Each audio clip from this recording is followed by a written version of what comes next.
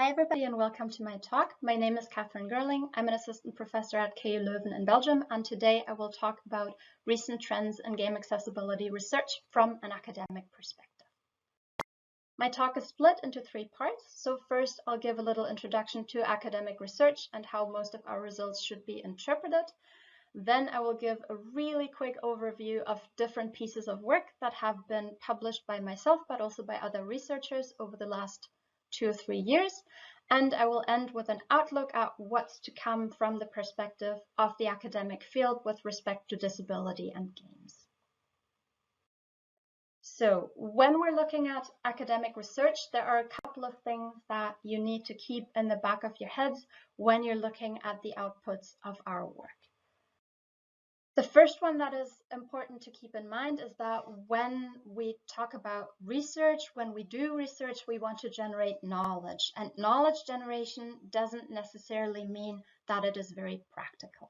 So in the case of games, we typically look at theoretical analysis, so reflecting on certain kinds of games, designing artifacts, developing them to see how we can push the boundaries of technical challenges, but also empirical work, so working with people to study how they experience games. And you can also find meta research, which is work that summarizes the research of other people to then draw conclusions from what has been going on in the field more widely. We don't usually build full games, or the games that you will find as research artifacts were never intended to be fully playable games. So typically they're a means to an end to study something else. And that's something that you'll need to keep in mind when we're looking at the different systems that different research teams have actually built. The fields that are relevant from my perspective, and that's a disclaimer here as well, that's very personal, that's where I sit and I do my research, include human-computer interaction, which is a field that looks at how people interact with any kind of interactive technology. Games research, which sometimes is seen as a subfield of HCI, but is also linked with game studies, which has a more theoretical perspective on games and on game design, trying to understand the theoretical structures of games, how to design games, but also how people and wider societies engage with games. So what you can see here is that our work actually sits between technical disciplines and disciplines that focus on humans. So we basically have this tiny little niche where we can then see what happens if we build something, how does that affect people, what can people do with these artifacts that we have made. Our results are most typically written up as research reports, and then they're published at conferences or in journals. Here you can see an overview of some of the conferences where you might find games-related work. ASSET is a conference that focuses on assistive technology and technology for people with disabilities more widely, but also has some games-related work. And then at Kai Play, the conference on games, but also DIGRA and FDG, these are all games-exclusive venues where you will then find general work on games, but also accessibility papers. And the same is true for journals. So here you might be interested in games and culture and loading the transactions on accessible computing, but also the transactions on games, which actually has a very strong technical focus on game development as well. So talking about our written research reports, what you will notice is that brevity is not really our strength. So loads of these reports are very lengthy, wordy. What you can do here from a strategic perspective, if you're interested in a specific problem, search for the papers, read title, abstract, and conclusion, and then see whether the rest is worth your time. Don't make the mistake of reading a paper from beginning to end, because typically you will be spending a lot of time on work that wasn't really relevant for you at the end of the day. A little note of caution here as well. Although as researchers we like to think differently, not all of our work actually produces actionable insights. So really how you should treat research is perhaps as a starting point for interesting ideas, alternative perspectives, really a point for reflection. But not every work will then tell you how to specifically address certain accessibility challenges that you are dealing with in your own development practice, for example. Publications are peer-reviewed. that's our mechanism of quality control, which means that authors are provided with feedback from other members of the academic community before the results are published. So there is a way of checking whether what you are then reading is actually worthwhile, but it still doesn't mean that all research is good research. And so especially when we're talking about disability and technology, you might, for example, want to ask yourselves what the perspectives of the authors on disability were. There's still a very strong focus in the technical community in particular that looks at, basically fixing disability, which is not necessarily the appropriate way of approaching disability as such. So there, always think about the positionality of the authors and then think about what the implications for their results are. And the same thing actually applies to the kinds of games that people have created. So if it's a small research game, how does that generalize to other types of games, for example, right? So often what you'll find is that research has a quite narrow focus, and then it is up to you to figure out to which extent you can actually apply the findings in your own work. In terms of accessing research, most publications are actually available online these days, but what you might have noticed if you, for example, tried to access a paper that you saw passing by on Twitter is that work is kept behind paywalls. So that means that publishers actually ask for a fee for people to be able to access research outputs, but there's a way around that. So as an author, you are usually entitled to supply people who ask you for it with a free version of your work. And that means that when there is a specific paper that you're interested in, but that sits behind a paywall, you can actually directly email us. And most of us are more than happy to actually supply you with a copy of our work. I mean, that's our core business, right? We want people to read our research outcomes. And just for clarity here, we also don't see any of the money that publishers are paid, right? So we're not really in that game. If you don't want to reach out to people directly, Google Scholar is your first stop, which is Google's search engine for academic work. There you could actually see that they've become very good at crawling for PDFs. So whenever they are available, they are also included with the link to the paper. And then last but not least, there's of course the libraries of different publishers. So for conferences like ACIDS, FDG, or KaiPlay, the digital library of the ACM is the starting point where you can get insights into the papers. Right, that then brings us to the overview of research results and trends. And here, before we get started with the actual pieces of research, I just want to give you a quick disclaimer, actually. So just to repeat, this is just a sample of research that has been published in the last couple of years. There's a lot more. It's heavily influenced by my personal lens. So because I do work in human-computer interaction, that's of course also the work that I'm most familiar with. If you are a scholar in game studies, for example, please add to this list, right? Let's make this a community effort of actually drawing together what we have done in the last couple of years and giving short overviews of the pieces of work that have been published.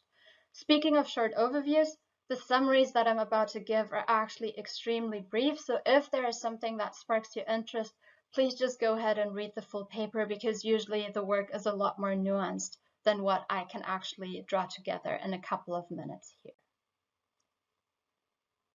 So the first piece of research that I chose was done by Paul Kearns at the University of York together with AbleGamers, which is probably a name that many of you are familiar with. And what they did was carry out a large-scale survey of the motives of people with disabilities to engage with games. What they found was that there are 8 core themes or reasons for people to engage in play. So people want to connect with others, games as a means of socializing. People want to divert their attention from their daily life, games as a means of escaping the real world to some extent. People play games because they find them beneficial outside of games, so you can learn something about the world. People play because they think games are art, so they're a pleasant experience, which also links to games being fun and engaging, so just a nice pastime. But what you can also see is that people see gaming as a lifestyle. So that really supports the argument of access to games being important for everybody. People play games because they're universal, meaning that there is something in games for everybody. Everybody can find something that speaks to them. And last but not least, people with disabilities reported playing games because they find them to be enabling. So they can be on the same level with everybody else within the game. And that is a really important nugget to take away here, and that gaming can actually act as an equalizer when games are designed in a way that everybody has access to them. So from a societal perspective, that's actually huge, right? Because it's an opportunity for barrier removal that we don't typically see in the real world to the same extent. The next paper that I'd like to highlight here is an analysis of 50 commercially successful games that were released in 2019 with a focus on accessibility for people with disabilities. That was done by Brown and Anderson, and what they found in their analysis of games is that there are actually 4 main areas of interest, so auditory, visual, motor, and difficulty accessibility. And in commercially available games, they're fulfilled with varying amount of success, right? And I suppose that's no news to you. What's helpful here is that this paper actually very nicely illustrates which games do a good job at certain features and which ones don't. So if you go back to the paper, you can find inspiration there. If you're looking for a specific way of embedding subtitles, for example, you will find an overview of games in the publication of where that was done well in the past. What the authors also note, and that's perhaps a point for reflection for future research, is that there are some accessibility features that are really easily designed according to guidelines. So if you think about font size, for example, or font placement, but others need more nuance and interpretation. And that's where things typically get more muddy from a research perspective as well, because it's not as easy anymore to give really straightforward recommendations of how certain things should be implemented. When you look at the paper, what you'll also find is that there's actually a tiny little mistake where an anonymization hasn't been removed. And I'm really curious to know who that game accessibility specialist from Bristol might be. Moving over to game studies and a lot more theoretical perspectives, Diane Carr has been a household name in research that looks at representation of disability in games. So the paper that I've chosen out of her stack here is a theoretical analysis of how disability is represented in Deus Ex: Mankind Divided. What she provides is basically meta-level considerations of representation of disability and what games say about disability from a societal perspective. So this is not so much about how to tangibly represent disability in games, but this really looks at games as cultural artifacts. And I think from a designer's perspective, that is really interesting because it shows you in a structured way how your own assumptions bleed into the game, how the game actually reflects attitudes and perspectives in society, and what we can then learn about that. I have to warn you, I find the papers incredibly complicated to read. They're very dense, they use big words, but they also spark very, very interesting reflection on what we say as a design and development community when we represent disability in certain ways. So from here on, things are going to get a little more technical. The next piece of work that I'd like to draw your attention to is research that was done by Ronnie Andrade and his colleagues at the University of Melbourne. And what they did was look at echolocation as a way of supporting people with visual impairment in making sense of virtual 3D space. So the piece of work published here is an empirical study that looked at how echolocation can support people in basically acquiring knowledge about virtual spaces. So the authors looked at how different forms of providing auditory feedback, and here the most important one turned out to be footsteps, actually can give cues about how virtual space is designed. And what the authors are hoping is that at some point these kinds of cues can actually be integrated in 3D games as a means of supporting visually impaired players in building knowledge about where certain things in the virtual space are, and to support navigation through these 3D spaces. So here we're really moving away from understanding how people interact with games to providing tangible technical solutions that can help improve accessibility for certain groups of players. Now we're moving from specific ways of interacting with games to game mechanics. This work that was done by David Gonçalves at the University of Lisbon in Portugal looks at how we can use asymmetric player roles to let people with different abilities play together. So what the work contributes is effectively a technical artifact together with a user study that looks at how people with and without visual impairment can collaborate in a game. And just to show you what that artifact looks like, here's a screenshot that is actually taken from the paper. So you can see that the authors have developed 2 different games. In each of these games, a pilot and an engineer need to work together to overcome the general challenges in the game, where one role actually doesn't rely on the visual component that we so commonly see in games. What's interesting here is that this piece of work really shows how you can use asymmetry in shared play to tailor to the strength of a specific group of players. And that means that you can then in turn create a comparable player experience for players of different abilities. One of the risks that the authors also mention in their work is that by that you of course then push people away from mainstream gaming into something that's more specialized. But I think you can also see it from another perspective, in that if we could find ways of integrating extremely asymmetric play into mainstream games, that would also be an opportunity to actually appeal to broader groups of players. Right, so staying with artifact contributions, this is a piece of my own work where we looked at how people who use wheelchairs interact with VR games. We did an online survey and we also designed a couple of experience prototypes. So for example, something that resembled a dungeon crawling game, but also a skiing game. And to share some of the findings that I think might be interesting to you. First of all, we saw that people have huge hopes and expectations for VR and are very interested in the technology, but the opportunity cost of just trying it out still is very, very high.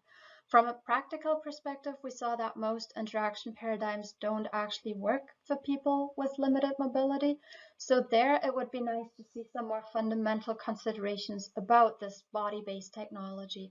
Currently, what we see is that, yes, remapping onto a controller is something that works for some users of VR, but of course with that you lose the embodied dimension of interaction. And here I think it would be nice if we could see more work in the future that actually looks at how we can adapt to different bodies.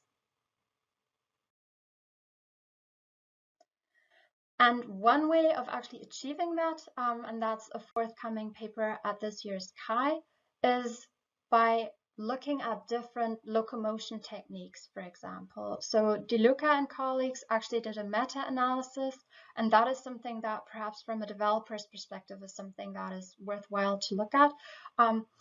They actually summarized and created a library of different locomotion techniques, also with respect to accessibility considerations. So if you look at the link that's included here, it'll take you directly to the library. Just a warning, if you scroll down, there's loads of videos that immediately play automatically. So if you are somebody who struggles with simulator and motion sickness, watch out a little bit there. That then brings us to one last category of artifact that you will encounter over and over again once you start looking for game accessibility research on your own. And these are projects that roughly fall into the area of serious games. So as soon as we start talking about academic research, disability, and games, there are a lot of systems that try to leverage games for therapy and rehabilitation. I also do work in the space of rehabilitation, for example. That's where you really need to ask yourselves, what is the purpose of these games? Are implementations done nicely? Are they done adequately and respectfully? Just to give you one example, there's a lot of work that focuses on increasing communication skills in autistic people, for example, and not all of these systems actually align with what the autistic community would actually like to be given in terms of opportunities for play. So there really ask, what is the positionality of the authors of the work? Can I learn something from these projects, or are there underlying issues that make it difficult to actually use these kinds of artifacts for inspiration?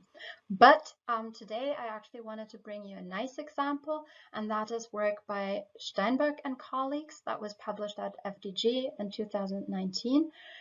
They actually developed a game to foster inclusive communication in a way that it actually invites both disabled and non-disabled players to communicate with each other, but it is done in a way where everybody needs to reflect on how they communicate, and where people really need to use different forms of communicating with each other to be able to collaborate effectively in the game.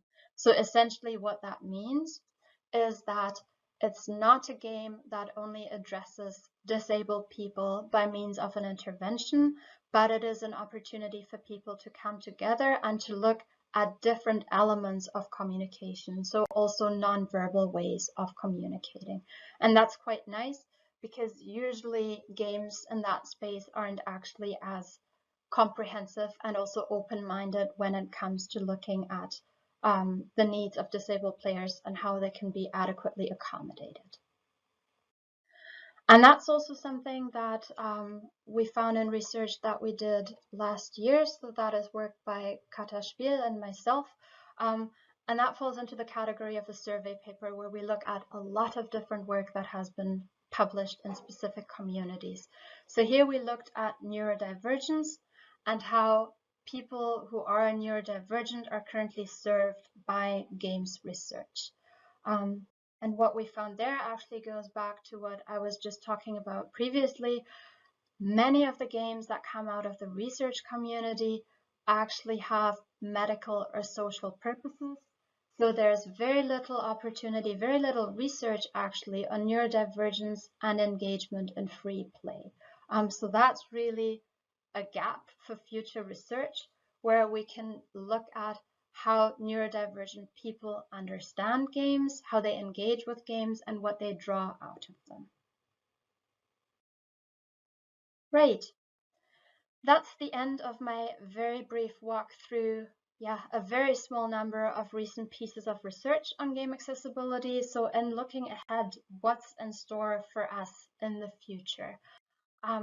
So what I hope that we will be able to do is that we continue to address physical and digital access barriers, and here the academic community can contribute basically explorations of technologies that might only become viable for wider integration within the next 5 or 10 years.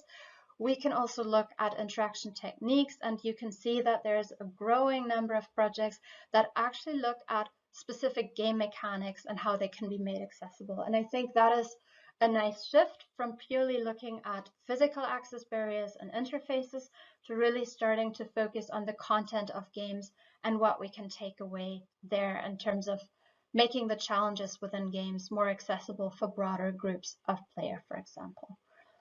The other part that we are moving to is basically trying to understand player experiences more widely. So looking at the relationship between disability and player experience. And what I'd like to see and what I hope we will be able to do in the future is look at how games can be optimized for players beyond the average non-disabled person who we so typically design for right now. So if you are a developer, whether that's an industry or as an indie, what I'd like you to take away here is that research generates knowledge, but we often do so very, very narrowly in a very defined way. We are slow when we do our work, right? So if you compare the cycles that we move in academia to what you are churning out in industry, we don't keep up, we don't have the same turnaround times. But what we do have is we have time to ponder things, right? So we have a lot more freedom to reflect, to explore, to throw out things. So if there are specific questions that you are curious about that might help you in addressing practical development challenges, pitch them to the academics around you. So while most of us aren't actually rich, in contrast to common beliefs, academia is very much project-based and driven by what funders ask from us. Most of us are more than happy to actually explore specific questions if they align with our research. And most of us are also happy to explore opportunities for working together to tackle the challenges that lie ahead in terms of game accessibility. Thanks for bearing with me. Let me just repeat, if you're an academic listening to this talk, if you have extra papers that you'd like to throw in and add to this overview, please do so. I think you have an opportunity to do so on Discord or reach out to me directly. I think it would be really nice if we could gradually build this body of knowledge. If you're a developer, I hope this was useful for you to just get a glimpse at this world that exists within academia, and I very much look forward to your questions and also to everybody else's talks. Thank you very much.